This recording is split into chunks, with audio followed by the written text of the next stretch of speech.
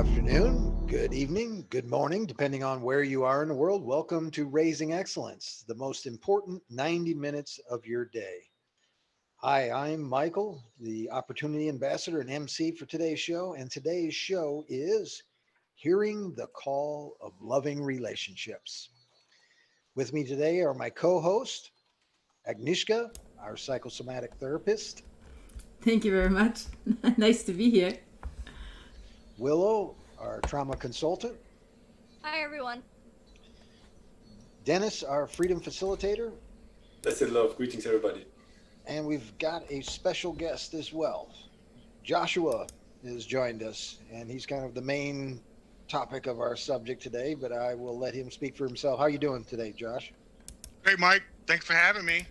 Glad to be here. So I look forward to chatting with you all and hanging out. Nice. Awesome. So where do we want to begin, Agnieszka? I don't know. What do we want to be in? Do we want to be in last week or do we want to be in like 40 years ago? Joshua, what do you want to talk about?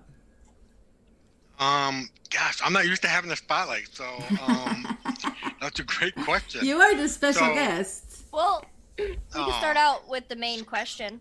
Oh, let's start out with the main questions. What do you Hit me. define, or what would you define as a loving relationship? Wow. Wow. All right. How would I define a loving relationship? It probably would have been different 20 years ago, even maybe 10 years ago. And I think experience, it kind of has evolved for me, I guess. I think a loving relationship is one where, and having children, that kind of helped define that a little bit further.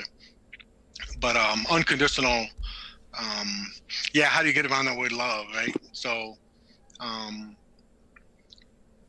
unconditional care, love, respect, and support for another individual, another person, without expecting anything back. And so that would be the narrow definition, I guess. We could expand on that or expound on that. I like that you touched on the fact that our definitions change as we get older. 10, 15 years ago, I would have had a completely different definition of what a loving relationship was supposed to look like. And to me, as a younger person, it would have been more of an enabling relationship, something where I would get my way all the time. We never had an argument. We never had, any disagreements. And I just kind of, floated through the relationship. And now I have a completely different definition where it takes a lot of effort, a lot of hard work, and remaining unconditionally there and supportive for whoever you're trying to be there for. Absolutely. Yeah, I would agree with everything you just said. Yeah. Maybe we should get a little bit of Joshua's background, and then, we probably should introduce the audience to what we want to talk about today as kind of a general idea, so that they're not lost as where we're going here. But what do we want to talk about here? I wasn't quite clear on what that was, other than. Right. Sorry, I was doing something. I'm back now. What do you mean you weren't sure? So Joshua has got some superpowers.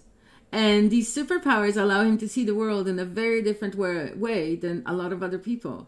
And in the series of The Art of Loving Relationships, I thought that he would have a deep and unique perspective on loving relationships, considering that he's got superpowers and some challenges that other people may not have.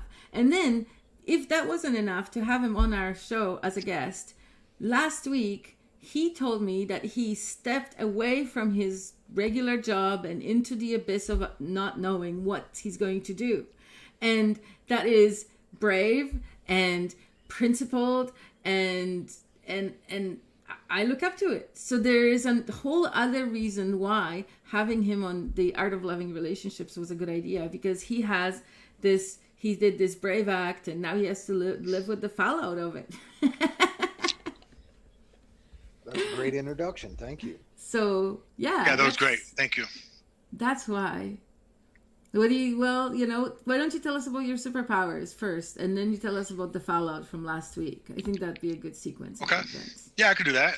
So, my superpower, obviously our group, the autonomy group, for the most part, a lot of the people know that I have a hearing loss that has happened between birth and 3 or 4 years old. As I tried to discover that history and understand what was going on, the vaccines that they were injecting me with at the time, it just seemed to be this MMR. I may have gotten a double dose of it. When I was when my mother was pregnant with me, she got an MMR, and then I got one when I was born. So, not exactly sure with the science, but we know that stuff is bad. And so that affected my hearing. And I think about 4 years old, which is strange. Recently, my mother told me that I used to sing a lot before they discovered I had a hearing loss. I'm like thinking, wait a minute, what?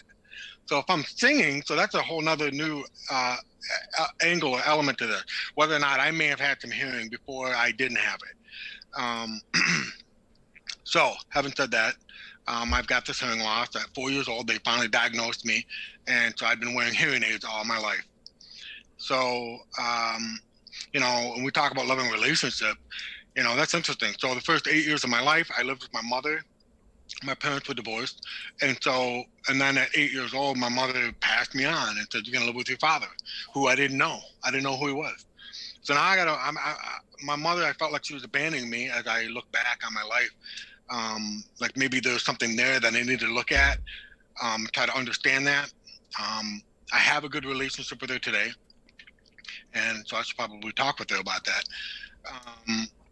I moved in with my father and my stepmother, and I didn't know who these people were at all.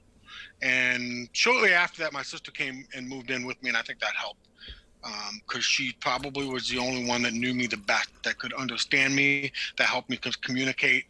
And so I have this relationship with my sister that I don't have with anyone else, I don't think. So I've grown up with a hearing loss, and that's been very interesting. So understanding the dynamics of my family and how it changed. Now I have this stepmother, and I have my biological mother, and I have these two moms, and I still have them. My father passed away about 5 years now. And so I was struggling with these relationships with my own mother, these two moms, and trying to understand the world around me, and learning relationships, just getting by daily, just by observing, and missing a lot of dialogue and a lot of language. And I had a limited vocabulary. I had a limited perspective. So we grew up in the late 70s, early 80s, pretty much in front of the TV. So I love that era. A lot of 80s material that I grew up on. And so a lot of that probably molded the way I thought and the way that I thought relationships should be. So very unhealthy, nothing healthy about it. I'm certain. And so that's definitely shaped how I think relationships should be, and what. I'm sorry, I keep getting messages and they pop up on my screen. Sorry. It's all good. And so having this hearing loss has forced me to. I've had to work harder than everyone else around me. I've had to actively listen. If I'm going to get all the information, I still was going to miss information. And so I was exhausted at the end of the day, every day. And that has affected me. And so it took me a lot longer to learn things, and it took me a lot longer to understand maybe what people were thinking or feeling, or when there's a conflict, understanding what exactly going on with this conflict. Because I relied a lot on lip reading. I relied on facial expressions. So these masks aren't helping at all, by the way. And so there's a lot of misreadings, I think, and I've had to gauge that. And many of the relationships that I've had One interesting thing, I looking back on all my relationship, all of the girls that I dated, they all dumped me. And that just kind of came out the other day, and I was like, wow, that's kind of interesting. Not really sure what was there, but I've been thinking about that. And so that's my superpower, I guess you're referring to. And, that has forced me to increase strengths in other areas. And so that would be obviously being visual and trying to pay attention. And then I found the weight room because I was tired of getting made fun of. So, so there's that. Sorry, I'm getting a lot of messages coming through. Does that affect my screen on your guys' end? Nope. You don't see that? Oh, okay. No. So I'll just If you ignore didn't it then. tell us, we wouldn't know. Oh, okay, good. Okay. Yeah. Yeah, but that's cool. But I think that, I know you, right? We've met, and Yep. when you're not hiding, you're a very perceptive and very analytical and bright individual who has you're telling me right now, oh, it was so hard to learn and stuff, but you're one of the, most intelligent people I know. I mean, there is a large group of them, but you're still, in that group. And Thank you. and so, well, of course, why else would I ask you to be on this show? I mean, I think that you have a huge shift in perception because of your superpower, and that allows you to see the world differently. And even though, there's an invitation to work harder, and you obviously work harder because you have achieved so much, right? Right. And so your job that you just walked away from, I didn't mention about that. That was teaching at school, right? Yeah, so I not necessarily teaching. I never got my teaching degree. I was just short of it. I was pursuing special ed in the university I was attending. They actually dropped the program. And so that prompted me to go back to my former school, and I got a sign language degree. And so I was like, I'm okay with that. I don't even want to jump in. I didn't want to jump through any more teaching hoops. And at that point, I was kind of awake to teachers don't teach anymore. Teachers are doing this other thing, and I couldn't put my finger on it, and it's just all this Common Core stuff that started getting rolled out. And looking back on it now, it's like, oh yeah, that's kind of what turned me off. But I love kids, and I didn't have much of a role model growing up, that I could relate to. I had the Incredible Hulk. He was great. Lou Ferrigno, but he was on the TV, so I thought it would be great to help out other young people that had a hearing loss, but not just that, any disability, anything, and to say, hey, it's okay. You can do it, and I can help you teach yourself how to do it. Because looking back, Rich's class talking about learned helplessness is such a rampant problem today. And so I think that that's something I'm still working through, and trying to get rid of that way of thinking. And I think that it still paralyzes me from time to time. But so I worked in schools as a sign language interpreter. And then when that certification ended, the state changed all the requirements. And so I never got recertified. I don't want to lose that. So that's still kind of on the back burner maybe. But then I've also worked as a paraprofessional, classroom aide, instructional aide, all same titles. And then the last position basically was a glorified diaper changer. So I didn't know that I was changing diapers until the day I showed up. And so I was pretty disappointed about that. And that was a year ago, January. And so I showed up, and they're like, yep, that's what we do. Oh, okay. I wasn't aware of this. It wasn't, So I actually had turned down 2 job interviews that said, yeah, we need a diaper changer. And I was like, yeah, I've done that. I'm done. And I even ended the interview because of that. But I got into this school, and that was kind of under the radar. But so I was there for a few months, and then the lockdowns happened. And so that was great to be out of school. But the school year started back up this year, obviously, with a lot of uncertainty. And I have not worn a mask. I learned enough to know that that's ridiculous, and I don't need to do that. I'm not going to do that. And so when school got closer, they started dialing in all of these rules, and it was insane. Grand Rapids was there. They decided to go back to school. I think 21% of the students were going to do remote learning. So they were smart. So I showed up at my building. I was assigned a new building, a new teacher, and a new class. And so I know all the students that are in this class. So some more diaper changing. And I showed up, and I was just shocked that like everyone was wearing a mask. Every man, woman, and child was wearing a mask, and I was just shocked by this. And I couldn't go in the building, so I just kind of hung out in the parking lot, hoping to see the other aide that I know I was going to be working with.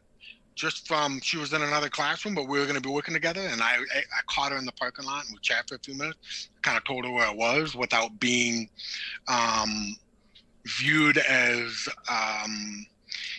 as mask wearers are viewing people that don't wear masks, just to be, a jerk or just to go against everyone.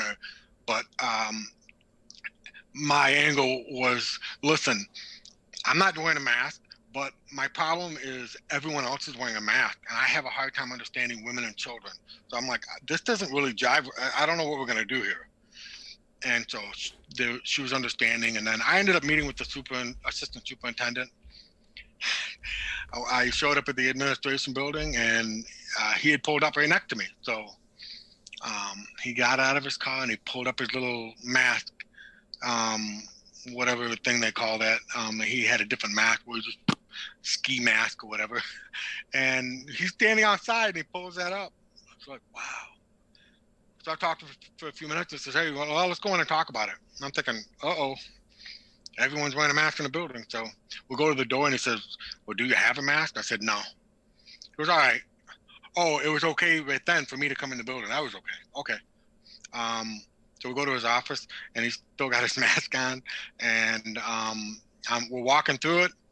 I said, well, I'm exempt according to this, Granholm's executive order, section number 6, 147, section 6. And I tell him, like, yeah, I don't need to wear it. And unbeknownst to me at the time, that was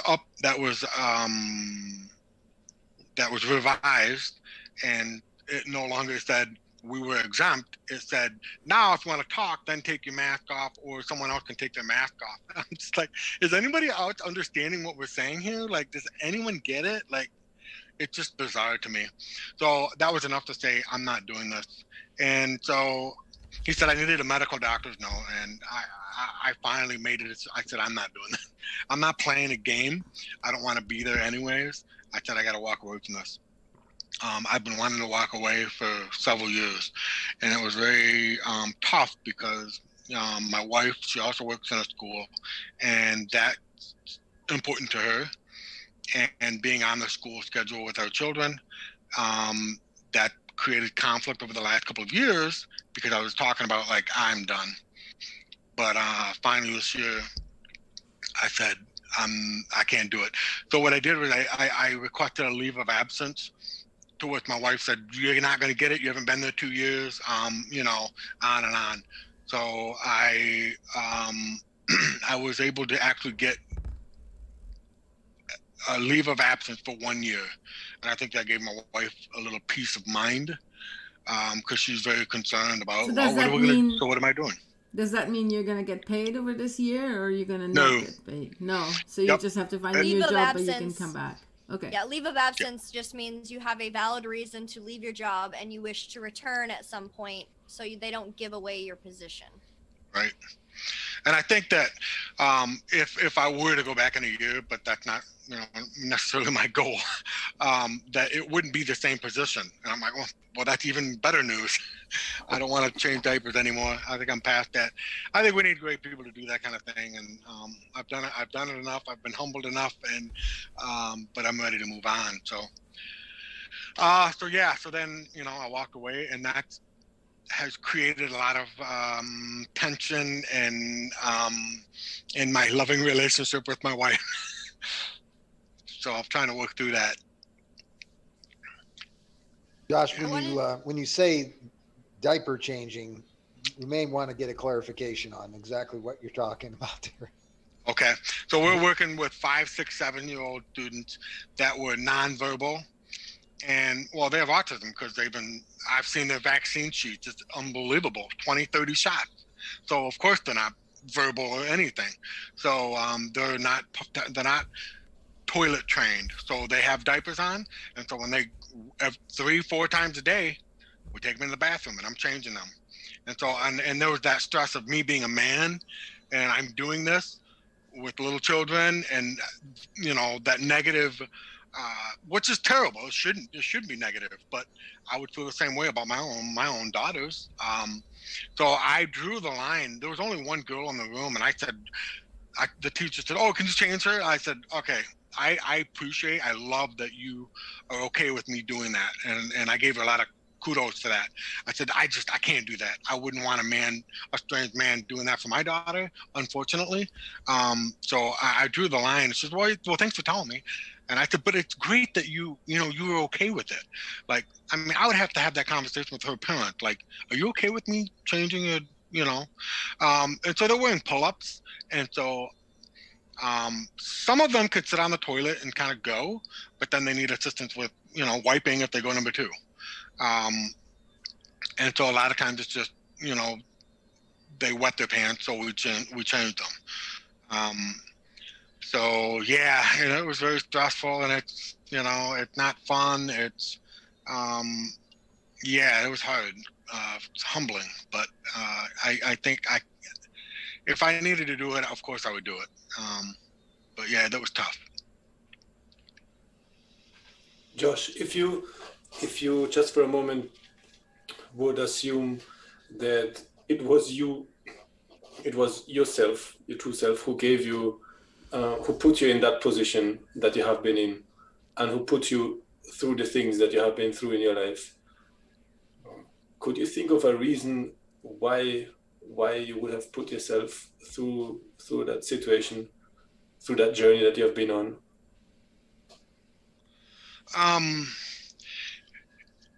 If I understood your question, you're asking me if what would have been the lesson?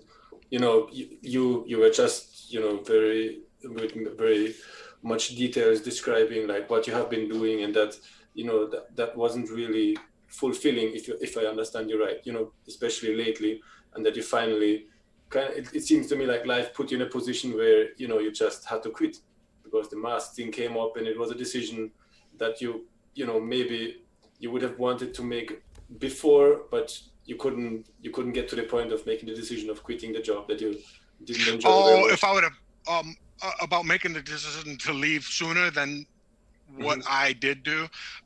Yeah, I mean, I was ready to walk away a couple of years ago, and I didn't because of the stress on my relationship with my wife on that. And so that is, and I'm dealing with that now with the strain in our relationship on that decision. I was ready to make this decision, but I didn't know what I was going to do. Yeah. I'm like, what am I going to do to make money then? I got to do something. And so... so that is a loving relationship right there, isn't it? So you are putting yourself through so much because of the loving relationship that you have with your wife. So you're saying making the sacrifice? Yeah, it seems so. Yeah. And I made the sacrifice for the last 4 or 5 years to do something I didn't really want to do for our family, I guess. So I guess that would be about my love and my relationship with my wife. So now I made the decision to leave, and I'm still not 100% sure what I'm doing. I have ways to making money right now, but it's not local, or maybe not as much as it was. Is that selfish of me? Is that unloving of me? That's what I'm kind of tackling with right now. Well, I'd like to point out there is another loving relationship that's going on right now. And it's the one you have with yourself. I encounter this. I don't wear a mask. Even if I could wear one, I would not, but I actually can't. I have panic attacks because I've got CPTSD. And I often encounter that, like, should I just comply because it's going to make the situation easier? I work with a client who is mentally handicapped, and for me to cause a scene in front of her causes her stress.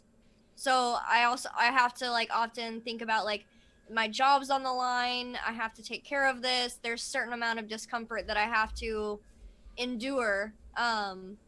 But also I have to take care of myself. I have to realize that what I'm choosing is to either comply and have a panic attack, or don't comply and possibly deal with the social ostracization. And let's not joke, let's not kid ourselves. It is social ostracization. Everyone who does not wear a mask is seen as a leper, a pariah, someone that you should stay away from. They are dangerous. And choosing ourselves and choosing the stability of our own, for you in your case, it's inability to see other people's faces, to see their expressions.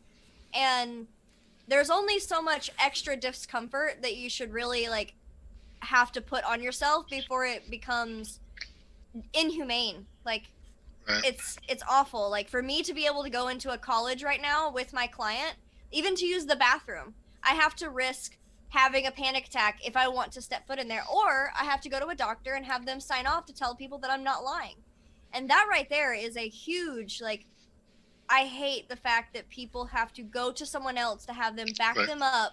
And, like, in my case, I've got CPTSD. It's not visible. It's not hearable. You can't see it. You can't tell what's going on. In your case, it's not that hard to be like, oh, this person has trouble hearing. Okay. Like, I find it very inspiring, the people who decide to take care of themselves and say, you know what, this is inhumane. This is degrading to me. Yeah, absolutely. I think that's right. And that's another element of, I can't take that they're masking children. There's no reason to.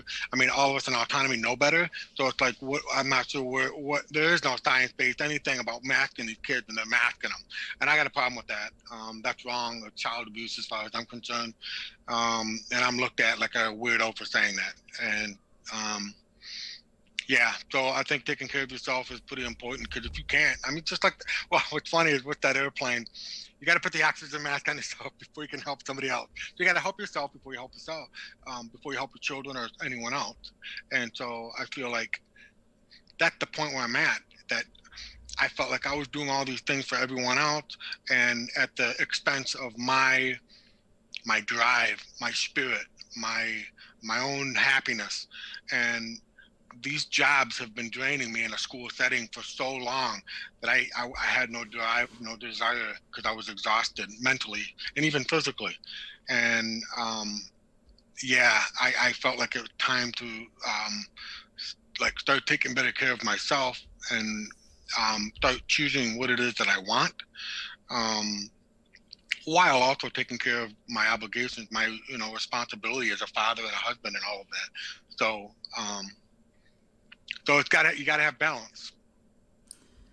It's something like a conclusion for me that I'm getting these days, which are related to the same situation that we were talking about. The mask and the what's going down these days, was like, it definitely is that the circle, not only of friends and family, but especially the people also I want to relate to, and that I want to engage with, as friends and also as clients, which is not really a difference for me in terms of, that the people I work with they come like my friends, and oftentimes they become like my second family. But I had to learn that I want to choose even more wisely who I want to interact with, and the situation right now, even in a way, it forces or urges me to really define, and it kind of puts me in a corner, like and I see myself in you as well, in that sense that certain people, they step away, they don't come, they don't show up for class again, because of that situation. So there's I'm not sure if natural selection is the right term for it, but there's a kind of selection, so certain people, they're afraid, they don't come forward, and they can see and perceive, very quickly the decision and the option that I'm taking, which is also, not really to put on mask unless until carnival time comes again.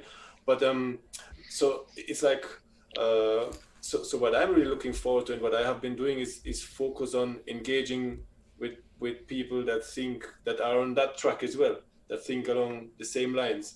And I feel that is something much more rewarding for myself as well, because then I'm worrying less about that, and I'm actually like enjoying and looking forward to work with people that also, kind of look through certain things and have. But doesn't that divide society? Aren't we like, by the very nature of this, we're dividing society into, the people that do and the people that don't? There is a difference between enforced segregation and natural segregation. It happens naturally.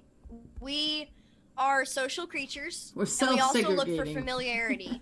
So when in the most crucial moments, we're going to go to those people who we find familiar, that get us and understand us. And you see this in trauma bonding. This is why a lot of trauma survivors end up with enabling relationships where their friends just enable all the time. And then there's other people who find trust in more confrontational relationships that hold you accountable. It's the same way with the masks and the no masks. It's, you're going to be drawn to the people you feel most comfortable with. I can't tell you how many times I've been in a store and someone is not wearing a mask. People will flock to me. People will talk to me. People will stop and ask me for help over asking someone who works in the store, because I'm not wearing a mask, because they can see my face and they're like, oh dear God, another human being. Cool. Yeah. It's about deciding also, right? It's deciding who you prefer to work with. That doesn't mean you're excluding anybody else, but if they exclude themselves by not showing up anyway.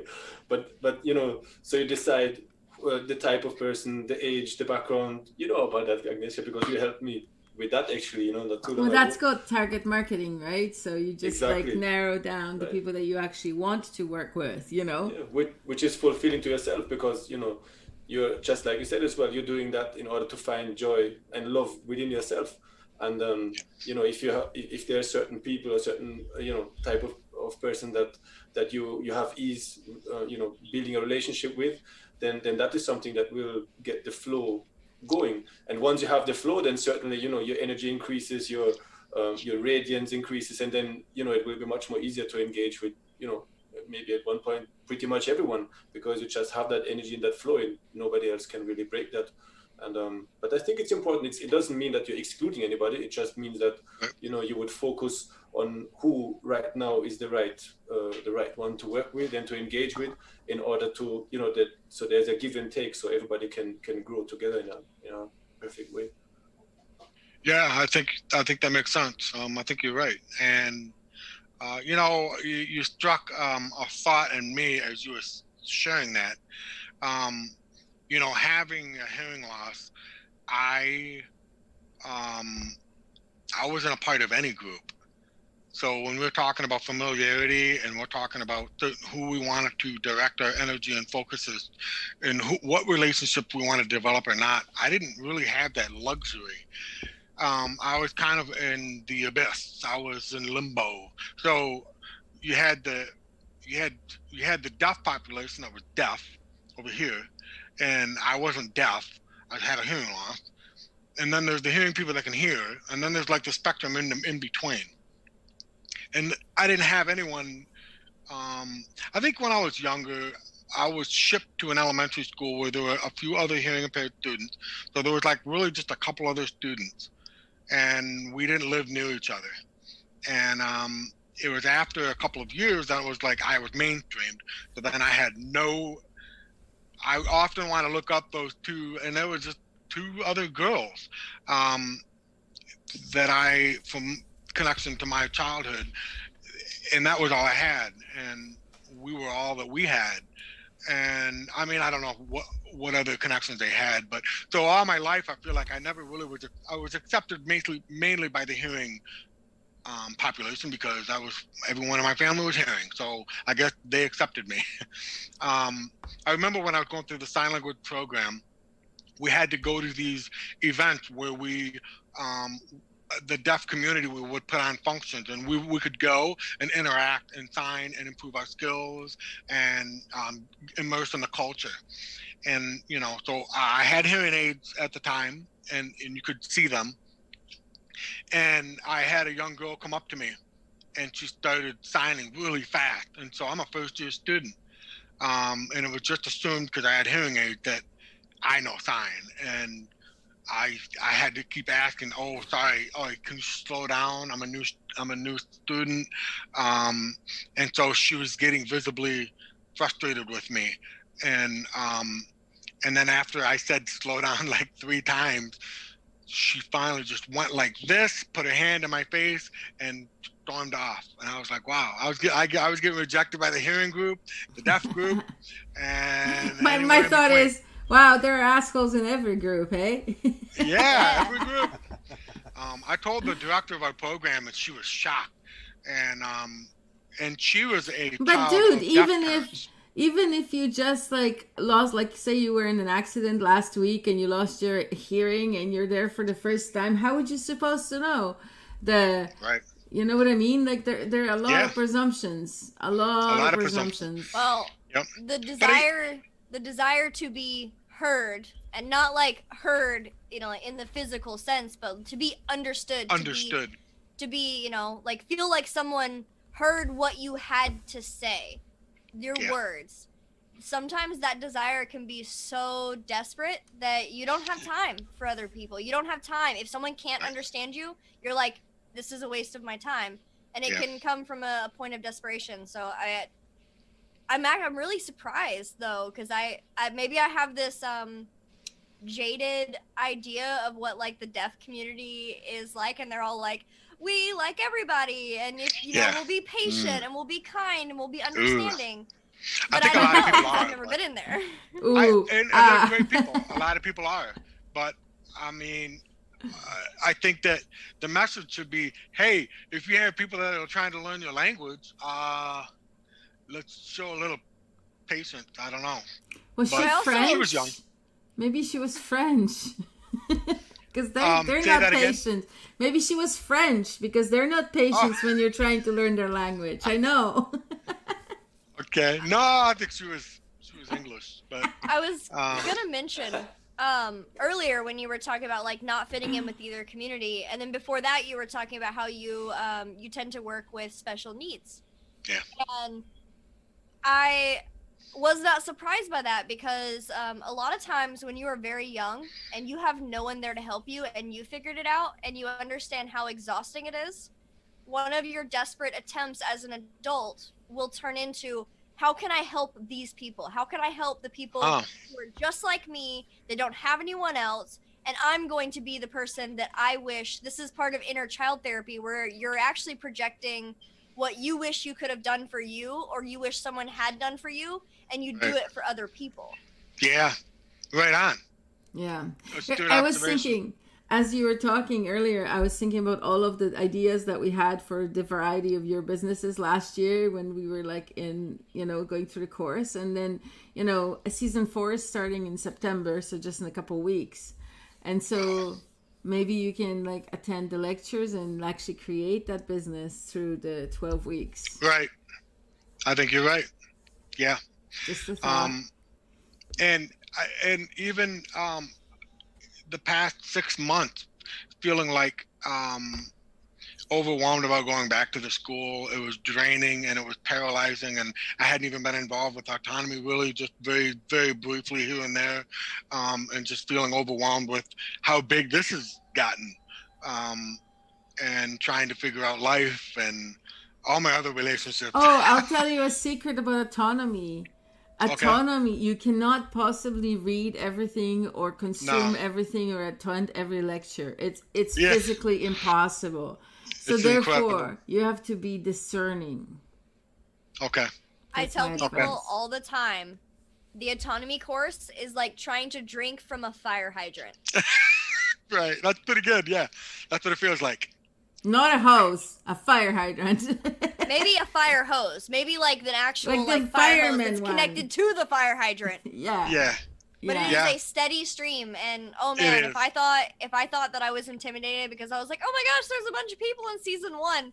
Now I look back and I'm like, oh my god, there's season 1, season 2, season 3, and now season 4. Like, Crazy. there are so Amazing. But many the course people is and getting so much. better with every iteration, and so we're still having fun. And there's a whole Yeah. new system that's being introduced in season 4 that you've never heard about. So Wow. Exciting. So Josh, a question that comes to mind for me, and this being that you have a lot of experience in the school, it seems to me, in regard to the lack of a loving relationship in regard to the way that the school system treats the children, it's, and especially special needs children, because once you're categorized as being special in the system, you're never getting out of that categorization no matter what you do. And it seems to me like that is like just an ongoing trauma that just continues to hit a child every day, that they're being classified in a particular way. How do you feel about that? Yeah, I agree with what you're saying. That's always been a big problem. Obviously, that was my own, being classified, I've been trying to do away with that. A person with a hearing impairment. I don't have an impairment. And I've been trying to figure out how to say it because words have power. And I'm like, okay, I need to stop saying that. I've been saying that all my life. I don't accept that. what about and it's, superpower? Yeah, I love that. When you said that, I was like, oh, that's so good. Of course. But even just like, yeah, I had a hearing, an injury to my hearing. These doctors injured me. So yeah, I'm trying to recover from that still. And but yeah, these stigmas, they're real, and it stays with you. It just does.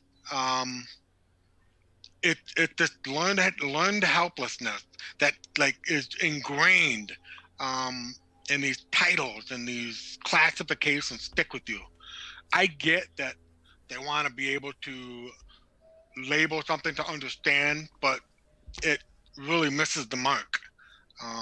Yeah, I don't agree with any of it. I can hear a lot of like passion and a lot of, obviously like a lifetime of experience of that through you. And at the same time, you're someone who overcame and who is still overcoming that. And I feel, I think I barely can imagine, like I work with Down syndrome children and adults, and with autism children and adults as well for a while. And I can just try to imagine how valuable it would be if this the level that you at right now, because you broke through that and you're still improving your position right now. So that seems to me as something tremendously valuable to somebody who is still on that journey, in the early stages of that journey, who hasn't even been scratching, who has not been able to break through that stigma that society puts on people who have certain conditions. And then I feel that is maybe one of the that's a huge gift that you have right there, which would certainly be valuable, which you have been doing in the work, that because you expressed that's really what has been motivating you and what has been driving you to interact with children, with with youths, from what I understand, and helping them. And because you have that background and you have an ease of relating to them, and it certainly makes it much more easier for them as well, knowing that you also have a condition that you overcame, that you're struggling with. And I feel that is really something, if you focus on that, if you put the business ideas that Agnieszka mentioned, I'm not sure what they're about, but it seems to me that that's a lot of value, and that people would be really glad if they could, whether it's like counseling or like a course or a video, or whatever it is. But I certainly would want to see that. Or like I was thinking somebody who, like, when a hearing impaired kid has to go to school, whatever, may have trouble with Zoom or homework or something, just to be there for them, kind of thing, because they're not able to go to school. So being like a aid at home and just really focusing. But then in my view, when you have the one-on-one relationship with the kid, you can really like brainwash them really well. Yeah. Yeah, certainly. And give them all the support, you know, that they need. We don't brainwash children, Agnieszka. What do you mean? Don't brainwash children. It's bad. We empower children through brainwashing. Better. Yeah. No. Yeah, Stop it. Come on. You know, just last Saturday, I was among thousands of people who are also looking through, you know, the scam and the hoax of what is going on right now. And that was such a relief and it felt normal again for the first time in months, you know. And it was normal because there was thousands of people like gathered around in like, it's still a big space, but it seemed small because of the amount of people. But you know, and I've been thinking, it's like, wow, if I just manage to relate to that group, and I feel that's the same for you. You know, you already have identified the target audience, so to say. You know, it's like it's clearly it's there, and there must be, you know, ways of connecting to them, whether it's online or in real life, and there must be, you know, places to go and groups to join and websites to look up, and you know, just to build, you know, like and we have this experience with Discord already through Autonomy, so we have been given like a lot of tools to do that, and I feel that's what I've been like, you know, doing for the last weeks and months, and it's coming to fruition in a way, and it feels great, and it's something that keeps my sanity as well. So just talking to you guys right now, and like, you know, like building relationships and deepening relationships with people who also like on the same page, that has been helping me, and I'm myself, you know, like improving that and strengthening those relationships, and I feel that this is something that really something positive that can come out of all of that, the appreciation of being together and of being able to relate to people who are on the same page and who share, you know, the same views and perspectives. Dennis, imagine if you went to that protest in Berlin and everybody was doing capoeira. I was looking for a capoeira circle right there, and that is that was a loss that there was none there. So next time I'll be sure to connect them to call up some people before. And look, we're there. Put a banner so that all the capoeira people will come to you. So I had a question. Anyone who works with children, or especially special needs, we all have stories. We all have those, you know, stories that just stick with us, and we're never gonna forget the lessons that we helped convey and help. What is your favorite story from your teaching and your working with children? Yeah, there's probably so many, but more recently, maybe a few years back, I had a couple of students, high school students, and the teacher was fresh out of college. It was her second year teaching, and very young. So she's getting all of this Marxist collectivist Common Core education. So, and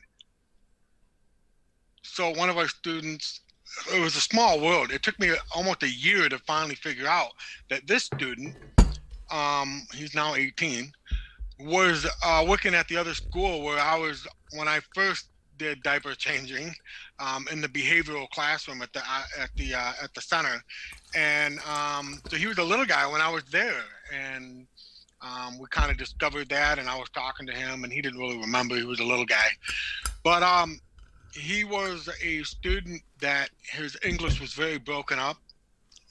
His speech wasn't very good. It was broken up, and it was hard to understand, and very limited vocabulary, and that was exactly where I was at one time, and I understood. So I asked him, I said, hey, do you know your alphabet? And he said, no. And I said, oh, okay. So for the last, you know, what year was he? He was classified as a sophomore, I think, at the time, and he was like 17. And he didn't know this, and they have him like trying to do writing assignments. I don't understand what these people are doing. So I finally said, hey, I'm a big fan of Samuel Blumenthal's work, and so I said, hey, I got some materials I can help you out. Maybe would you like to work on your alphabet and to read and write and do you know how to sign your name? And he didn't. And we could work on that too. Do you know cursive? And he didn't understand that. And I was just talking through all that. And so every day during lunchtime, we worked in this room where this is probably the highlight of the day. Was the students ran a cookie shop. We baked cookies and we stole them. Like this is probably the only cool thing about what we're doing. Like this is real stuff. This is great. And so when we had a break, I would go through all the letters with them and writing, and we were going through all that, and he was picking it up. And I was like, oh, this is great. Well, that teacher one day came in and was watching and never said anything. And then the following year, I just kept going with it. And the teacher finally, was asking me why was I doing that? And she gave me things to do, and it was memorization. We need to memorize. They need to memorize these words. And I'm like, well, he doesn't know the alphabet. So like, we're working on that. So no, I'm asking you to work on memorization. And I'm just, I feel like I'm in the Twilight Zone. I don't understand. Doesn't know the alphabet, but you want me to memorize words. Words come from letters. And she just cut me off and she snapped. And we got into an argument. And I wasn't backing down, and it turned into a really big deal, and that prompted me to end up leaving shortly after. It all got worked out, but before I left, that student was writing his name in cursive, and he was reading words out of a book, and he was able to write sentences. They were training him to talk into a computer for the computer to write for him, but he couldn't get his vocabulary was limited too. So he was making some great progress, and it's not me. I just showed him something that Samuel Blumenthal figured out, and it was just having the right materials and connecting with him and encouraging him. And so now here's the irony. At some point, we did a field trip, and I wrote a thank you card for this place. And I wrote it in cursive, and I handed it to the teacher. I said, would you like to check this out before I send it to them? And she looked at it and said, oh, I don't read cursive. And she handed it back to me. This is a teacher for special ed. You can't make this stuff up. Like, seriously, she just said, oh, I can't read, sorry. And she was the teacher? She was the teacher. I find it fascinating. You said that it wasn't you. But it was. You're the one who realized that he couldn't read the alphabet, that he didn't know the things. You saw and you didn't judge. You were like, hey, I've been there before. I know where you're at. And that's okay because you can move forward from where you're at. And the other teacher clearly saw this too because they came to you and said, I want you to teach them what I want to teach them. Because I can't teach them it, but you can. I never thought of it that way. That's pretty funny. Sad though. It's a Greek tragedy. I mean, I appreciate that. Those are kind words. Yeah, I feel like I want to fight for all these kids, and I think that's what was so draining. I can't save everybody. I can only do what I can do. I have my own children, and I'm trying to help them escape this matrix. And that's a tough journey because now I got one in high school and one in middle school, and they all public schools. So it's like anything I try to share or do is just outside of what they've been exposed to, and it's kind of just the value isn't seen yet. I mean, some things maybe, but in some cases, it's openly contradicting what they're learning in school. And that's another dangerous. We talked about the war on loving relationships and how schooling separates families because look at the way they're teaching math. That's right. Look at how they're teaching math. When my friend's daughter comes home from school and she says, I don't know how to do my times tables, and then you show her how to do like long division or long multiplication, they look at you like you're stupid because that's not how they were taught. And Right.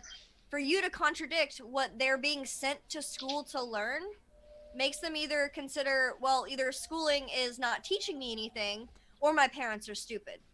Right. Absolutely. And to expand on what you just said, the breakup of the family.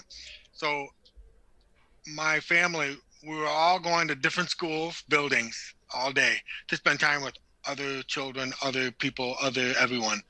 That was my other problem for years. Like, oh, I recognize that.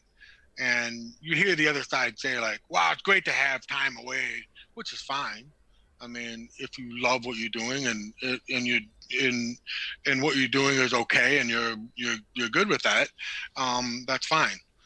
But that was the other element of it, the breaking up. And now with all this weirdness with everything going on and all these weird rules and protocols and insanity, it's only made the home more stressful, especially us, since I don't do these things that everyone else is doing. So, you know, my family will go to the store and they'll put their mask on, and I at first I was making comments and saying like, you know, hey, you know, you ain't got to wear it.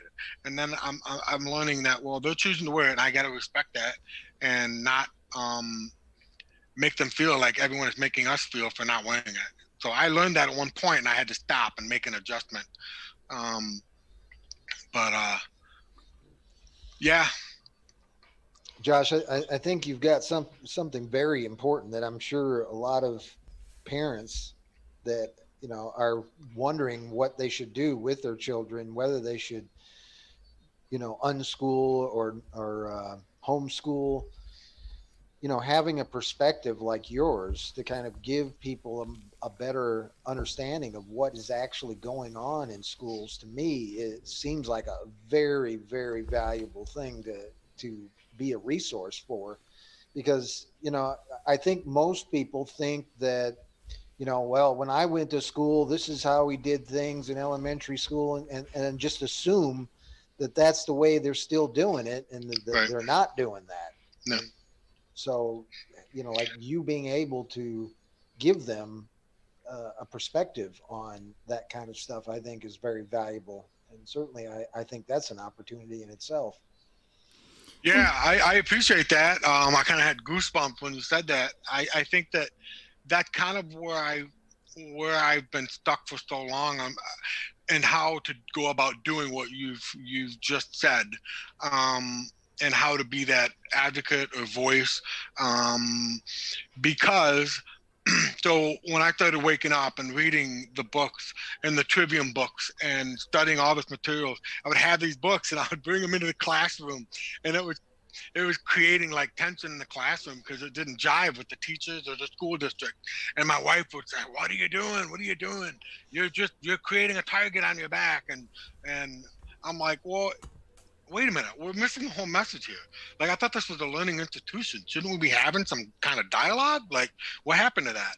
There was no dialogue when Common Core came. It's like, not that kind of an institution, Joshua. No, it's not. That's what when you're in there long enough, you learn. Yeah, it's not. I mean, as you study the history of education, you know, going back to Prussia and the whole concept of it, there's some very nefarious individuals. And how do you have this conversation with regular teachers? That you can't. They don't understand. But I will say this: the last teacher I worked with in that classroom, I really liked her. I thought I didn't, because she was younger, but I was like, I didn't know where she was at, and it took a while to finally kind of open up to her, for her to open up. And then I was like, whoa. When I told her about that teacher at the other school district, about the alphabet and the reading, this teacher I was working with, Bethany, she was like a reading specialist, and she goes, well, duh, like, yeah, like, you were right. I was like, oh man, can you call that teacher and tell her for me? But we saw eye to eye in a lot of things, and she's like, that's why I just like to be in my room, do what I'm doing, and not get involved with the rest of it. And so she kind of was a little bit of awake, but she's still, you know, she loves school and etc. I debate, you know, is it school or is it learning? Of course we love learning.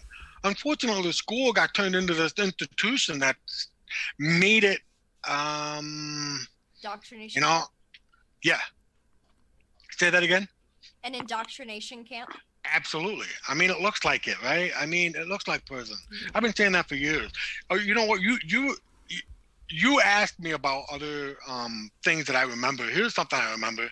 I was an aide in a deaf school public school. They had a deaf program, so I was working with deaf students, and I was trying to get my recertification going. So I was an aide in this setting, working with other interpreters there, and so I was working with this like special ed.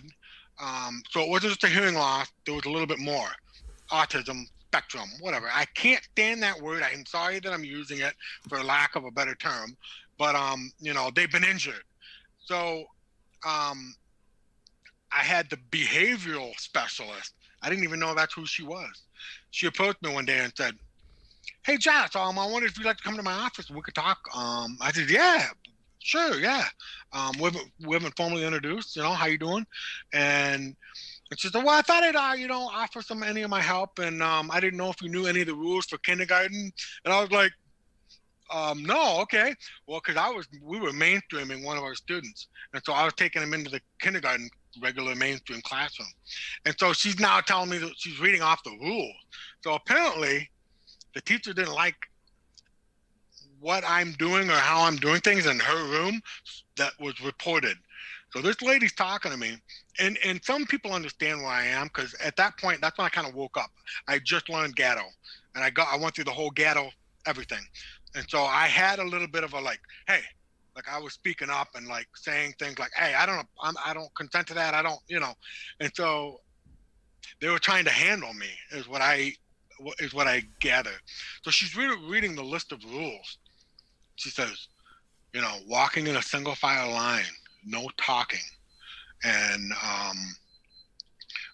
raise your hand if you want to talk, or all these rules.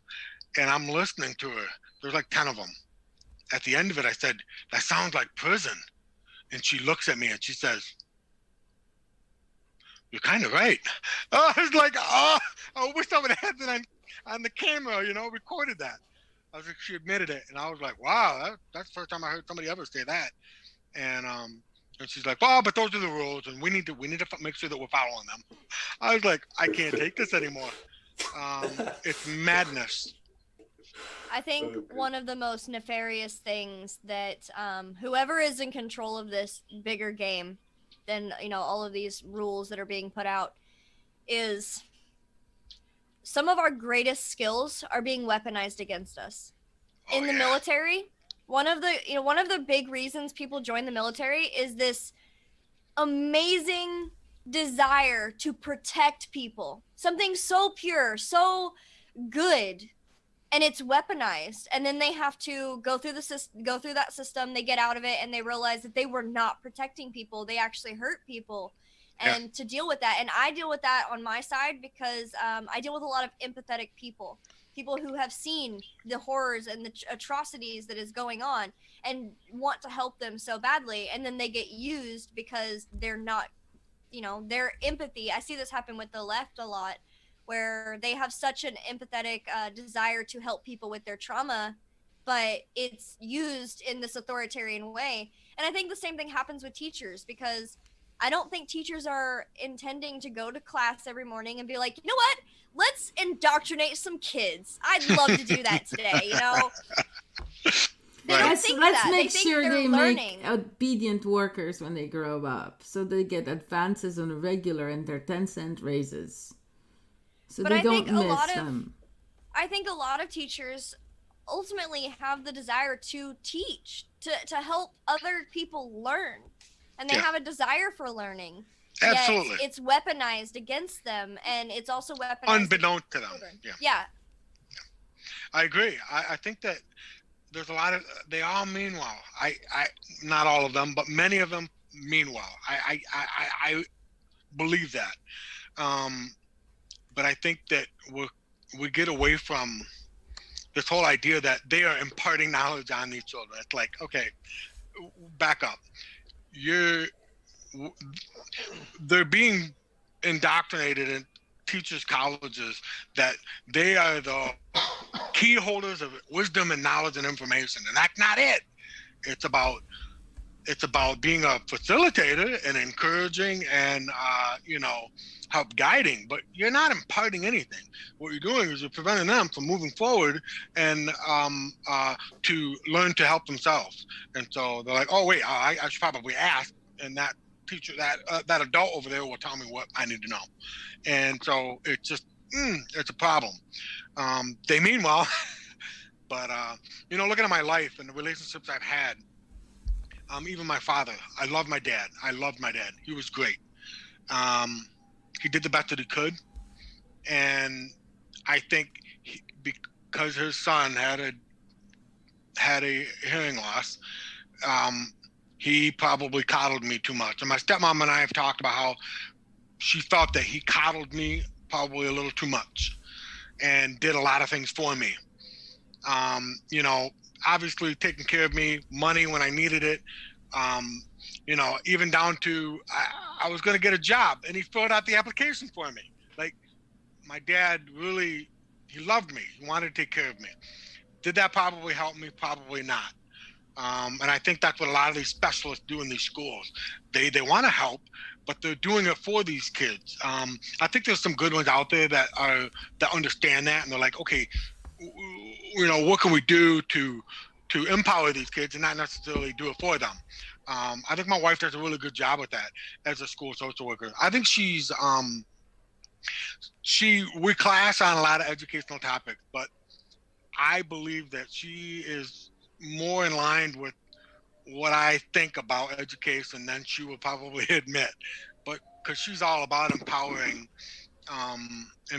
children and helping them to learn for themselves.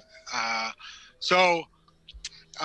was I going with that? I lost my train of thought. Oh, so my father and a lot of these experts, they wanted to take care of me, and I get it. But I had to relearn everything all by myself. And here I am in my 40s. I'm still trying to figure things out. And that's fine. That's okay. So if I can help others not go through that, I will do that. I would love to see that. I would love to see you forge loving relationships with students, just like the same boy that you described earlier that you helped, because and basically pass on your skills and uplift them through your skills, your knowledge, your passion, your experience, and see you make a good income and become happy and just build a harmonious life with everyone around you. And I figure you wouldn't even have to go all over the place, but that's something you could even do online, in those. Oh, absolutely, in right. And like I feel if you get a handful, even two handful of people who can, and you could communicate to them what you told us right now, or maybe even use this. Who knows? Then, but I would be so happy, because I know you have so much to give, and it's so valuable, and it's just really to find the right people who can appreciate that and who can see the value that is in that, and I know those people are out there, and I feel that's really something where you can where you could also feel and be much more appreciated for what you have to share with the world. I appreciate that, Dennis. That was nice. Thank you. Yeah. Go ahead. Well, I was just going to say, I think you've also got another advantage, and that is that you can see, or you have that experience of being the student and having that kind of situation in which coddling doesn't work. You do need to do the work. And, we our last guest, Anil, he was talking about how giving adversity to your children is one of the things that teaches them and allows them to grow into the adult that they need to be, is by giving them adversity. And certainly there again is, like I said earlier, is really the opportunity that you have with the experience that you have to, demonstrate how that works for a child, and not just, let them just go through their life and let the computer do everything for them, but actually show them how to go about doing it so that they do understand, so they do feel they bring value to the table. This is, to me, this is really, we as humans are the greatest resource on this planet, and the fact that they're just throwing them away, throwing people's minds away as fast as they can, Yeah. when that's the greatest resource we have. It's just ridiculous. Yeah, it's sad. And that's really like, whatever community we are in, we need to be understanding that we see the value. We want to bring the people into our community because they are valuable, Yeah. and then we Yeah. want those people to be well educated, so that they have the capability to dream the big dreams and innovate the things that solve the problems for tomorrow. Yeah, right. I agree with that. Yeah, it's, as technology becomes smarter and smarter, it becomes more inconvenient, and people are just doing away with. It's hard work to, read something and study it, and it takes effort, and children don't want to do that today. They want the conveniences at the touch of a screen, and yeah, it's this, what do you call that? A self-fulfilling prophecy. It's there's no way to really fight back. It's got to be the people that want to take charge of their education, right? So that's why we found Autonomy, and so hopefully this message can grow and people will seek us out. But yeah, it's a tough road. I can see, when I went into the classroom after taking a 4-year break, I went back in where that teacher didn't know cursive, and I was seeing all the technology. It had been 4 years, so I was like, wow, so much happened in 4 years, and it's just the technology's taken over, and teachers don't need it. All they have to do is push a button now. Teachers they're not even knowing what they're teaching, really. I wonder. I don't know, because they don't have to. It's just like the doctors too. I mean, there's so many rules and insurance requirements and stuff like that. So the doctors don't want to make any mistakes. So they just got a touchpad, and the Yeah. touchpad tells them what to do. Yep. And they don't even, they just do whatever the computer tells them to do. Isn't Yeah. that a scene? Wait, are you talking about real life, or are you talking about a scene from Idiocracy? Yeah. I really can't I'm tell. talking about real life, unfortunately. It did remind me of that Unfortunately. scene where he walks into the hospital and he's like, he's talking about his description of what his illness is, and he needs to see a doctor. And I don't even remember what she's like hovering She's over. like looking over the pictures to see like which one of these pictures looks like what he's got, Yeah, and she's like, Wow. I don't know what button to press. I was thinking about exactly the same scene, and there wasn't even a doctor present. There was just a machine and that little lady. She wasn't even a doctor. Yeah.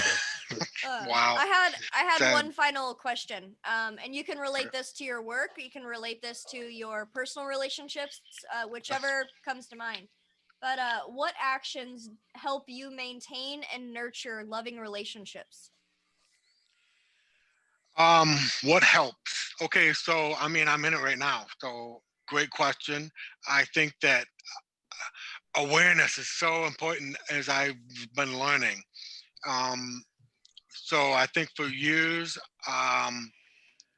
whenever my relationship with my wife, we were going through a crazy cycle, and things weren't like resolving, things weren't like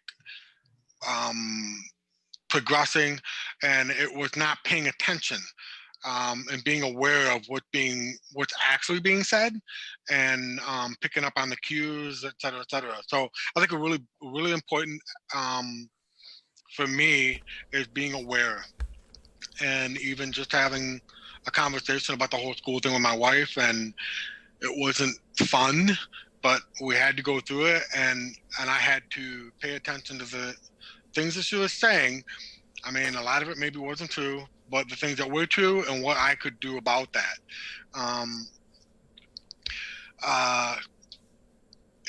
The other thing is a big word. A great book I read, I think it was called Compassionate Marriage. It's a thick one, and it's pretty heavy. I think the main idea of this book kind of was a benchmark for me. Like, okay, so the word is differentiation, and the idea that you have two couples that are independent, but they're independent together. And it took me a little while to understand what the message was here. But so, like, I think I was in a relationship like this. My wife was independent and I was leaning on her. And then you have people that are codependent, leaning on each other. So I'm learning, we've got, everyone needs to be independent and to be able to differentiate. It doesn't matter what is going on around you. If you understand who you are, and that's been a big one, understanding, knowing who you are, and understanding, and being confident, and but also being loving. What does that mean? Well, I'm here to support you, but I'm not here to support your weight. I'm going to help you, support you. It's just everything we're talking about with the school stuff, helping these children to not be codependent or dependent on a teacher or dependent on a parent. So it's being independent. So what can I do to help you to be able to figure that out? And so the question you were asking, I know I'm kind of like, I got a little off track, but awareness, differentiation, and I think patience is very important in a microwave society. And yeah, I may have to answer. There may be some other elements that I feel like I would like to add to that, but I wanted to bring something else up about my relationship with my wife, and I kind of touched on that. Like, she's a school social worker, so when we met, she found a guy that she could help because he's got a hearing loss, and so I'm like, oh, you'll help me? Oh yeah, I can help you, and it was this great relationship. But then as I started to become more independent, it was like, oh, this is evolving, things are changing, what's going on, and adjusting to that. So so patience that comes with that, I think, and but definitely understanding. I think one of the things that growing up, I wasn't heard. People weren't listening to me. And so even with my friends, it was like, okay, Hoagie, the adults are talking, chill out. They'd have the conversation and I'm over here. All right, Hoagie, sing and dance for us. All right, I was the entertainer. I was the life of the party. I was the fun guy. I didn't want any conflict. And so I think that was fine at the time, but looking back, it kind of makes me sad. I still have all these friendships and they've evolved and grown. And I think it's important that you take the time to understand what people are saying. Oftentimes I watch people have conversations, and you can see this next person isn't listening, but they're just ready to put the words on that person because they're already ready to talk. So that happens too often, and I'm guilty of it. I've done it. I mean, that's our whole society. Too many people are doing that, and we see it on TV, and so we emulate it. So I think that's important, that kind of falling away. But that must have been really frustrating. Like, in my mind, if I had hearing loss or if I were deaf and then people weren't listening to me, I'd be like, what's wrong with you? I have a reason. Like, you can't figure this out? What is wrong with you? Like, I would not be patient. I would be like, I just can tell that I would just be like, no, I have an excuse. What's your excuse? Why are you not listening? I wouldn't have near as much patience with other people as you do, I don't think. Yeah, I mean, I have said those words, and I've said them to my wife, and I've said them to maybe a few other people, but yeah, you're right on about that. It's that's a tough thing. I've always had that, because I wanted to please everyone, so I was able to just, okay, are we all okay? now maybe not so much more because I'm finding my voice, and I think that kind of the year of the voice, I think. But with that comes, even more trying to understand what everyone else around me is saying. So I hope that answered your question. You did actually answer my question with All of our amazing questions. answers. Yeah, you've answered all of our questions to the fullest extent, and I've been thoroughly satisfied. I was actually just looking at the time. We are at 90 o'clock. minutes. Okay. Wow. Yeah, and that's That went by quick. yeah. It When it does. goes by quick, that means you did good. Oh, all right. I'm so glad to hear that. And it went by quick. Yes. I can't believe the time went by that quick. Yes, Yeah. you're very This was entertaining. definitely- We might have to have him on again because I enjoy his talk. Well, I appreciate that. I was very nervous, and so I'm excited to have done this. I'm glad that we did this, and I would love to come back anytime. So Yes. thank you for giving me a platform. No problem. Thank you. Next time you'll have to teach us some ASL so we can Ah, have our own experiences of being, brushed off at deaf communities. yeah. I learned ASL and I was in high school a little bit. Oh, nice. I hang out with some deaf kids, and I took like 1 semester of ASL, I think. Ah, Long that's time great. ago. Mm. Do you remember any of the signs? Or? Little. I do. Yeah, I used to. little. Well, it was probably Canadian Sign Language that I was learning, but also I can still spell and I can still sometimes Oh, nice. understand what they're saying, but it's That's like great. a When you long know time the, ago. just like language, if you know the alphabet and sign language, then if you don't know the sign for it, you can spell it. So that's Now always that great I'm to thinking know. about it, all these other signs are coming to mind, like here and tomorrow and all these things. I'm like, okay, I do know more than I think I do. I never took Nice. it. I just asked all my friends what the bad words were. Oh yeah, of course. Is it- That's always fun. But aren't those the and I don't- same in English? The bad words. They're pretty similar. The middle finger is very sufficient, very universal. It's the spiritual finger in I psychosomatic didn't therapy. know. I know sign language. Say that again, Dennis. He didn't I wasn't know. aware that how much sign language I know now that you say the thing about the Oh, it's interesting. Sign language has a lot of it's very universal worldwide, which is also interesting.